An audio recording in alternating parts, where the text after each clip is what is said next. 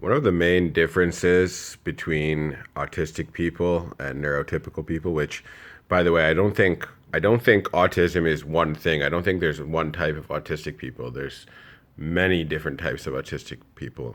And I don't even think autism, I don't even like that's just a word we made up. Like it doesn't even we're just throwing everything in one category. Say anyway, I don't think it's one thing, and I don't think Western medicine or anything like that could necessarily describe and categorize it. But the main difference that I notice between autistic people, and I have a lot of autistic friends, I have a lot because I'm super high IQ.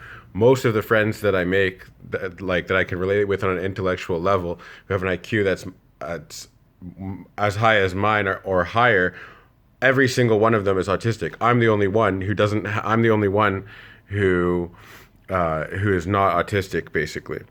And one of the main things I noticed with them, one of the main differences, is that they come across as childlike because they don't understand the concept of being an ego. Like, for example, for me, I'm socialized in a certain way, which means to be like a man, throughout life, there's expectations, like be a teenager, be a 20 something, be a 30 something, whatever. You know what I mean? It's a role. It's an archetype. It's an ego. It's a template that I'm playing. It's a construct, and they don't have that construct. That's why they come across as childlike, because they never they never adhered to that construct. And what I also mean by they don't have an ego is that they don't have a comparative ego in the social. In like what neurotypical people have is we're social primates. So just like any other social primates, like monkeys, we have a comparative ego, meaning if you see someone else, you start thinking, well, I'm better looking than you, I'm smarter than you, I'm bigger than you, I'm faster than. I don't really think this way necessarily because I'm just not like that. But it is, I do have access to it. Like I understand when I see someone, I'm like, oh fuck, like it's probably pretty hard for you to get laid or whatever. I have compassion. I see it in a different way. I'm not trying to compete with people. But autistic people are really not trying to compete with you. They're really not. Like they don't feel that need to dominate, to compete, to find out where you are in the hierarchy, to find out where you are in the society. They don't feel that need at all. They don't feel it. So that's one of the beautiful things about them, is that they can collaborate with you and try to help and be beneficial, benevolent, positive, compassionate, and empathetic, because they are not understanding themselves in relation to you or to anyone else. Do you see what I'm saying? They're not thinking, oh, maybe I am the smartest guy in the room. They're not, well, maybe they are thinking that. But anyway, like I had an autistic friend come over last night and he was right here talking to me.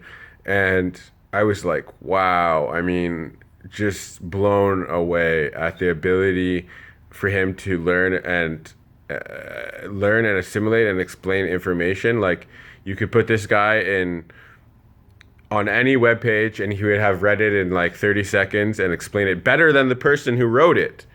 So that's what I mean about like also I wanted to say so they don't have an ego. And what is an ego? An ego, I should probably define what an ego is.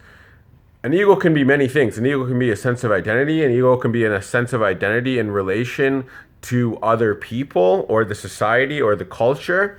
An ego can be a sense of self, or the last thing I would say is a protective mechanism. Like autistic people do have that protective mechanism. If you say you're a fucking idiot, or if you lunge at them physically, they do have self-preservation instincts. They do know how to maintain their sense of self and um, emotion, and they do know how to survive emotionally, socially, psychologically, and spiritually. It's not that they're not going to protect themselves, but they're not spiteful. They're not going to try to put you down or compete with you. If you insulted them, they would probably just say, "Oh, well, that's just because you don't fucking understand," and then they would leave.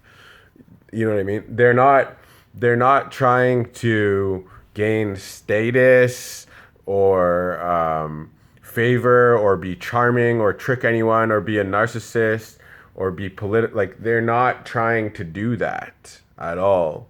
They're in some separate place in the universe. They're coming from a very, very different place in the universe, and there can be extremely powerful. I mean, it's not all good. There are some things that they don't understand. It also feels like when I'm talking to autistic people that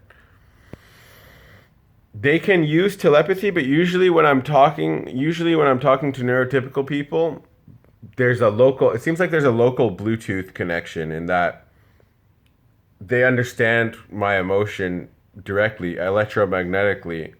Autistic people have this as well, but their level of telepathy goes beyond words. So they can just understand things intuitively at a higher level than we can. And